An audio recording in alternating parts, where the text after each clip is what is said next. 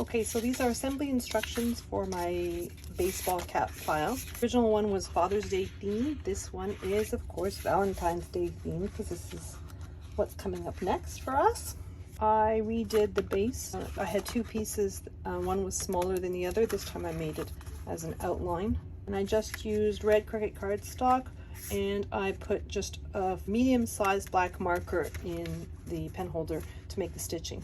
The centerpiece is a hexagon. I just want to fold down on all those score lines that form the edge of the shape.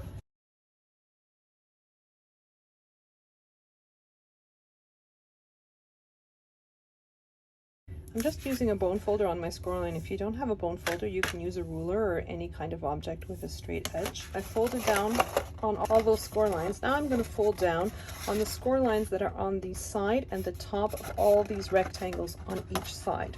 So fold down on the top here and fold down on the edge.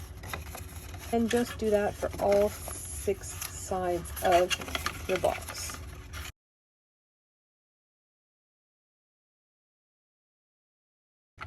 You want to put glue on the tab that is between these two rectangles. I'm joining my cut line to the score line of the rectangle right beside it, like so. I'm just going to do that for all 6 of those tabs, putting glue on the tab and then bringing the side up together to the tab like so. So once you've finished gluing all your tabs to the sides, it's going to look something like this.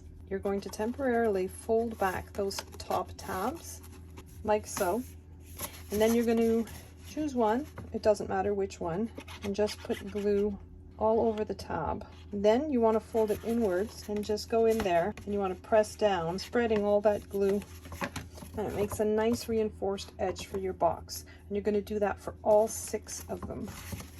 So this is the base or the bottom of your box.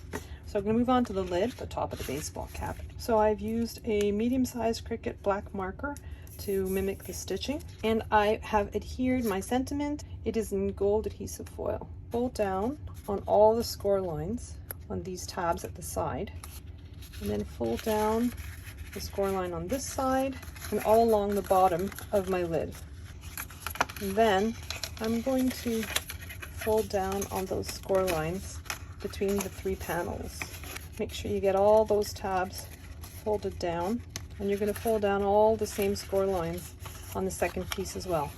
I'm just going to put glue on the tab that's on the side, one of my pieces. It doesn't matter really which one. You want to bring the cut line up to the score line. What I want to do is bring these tabs up to the neighboring panel like so.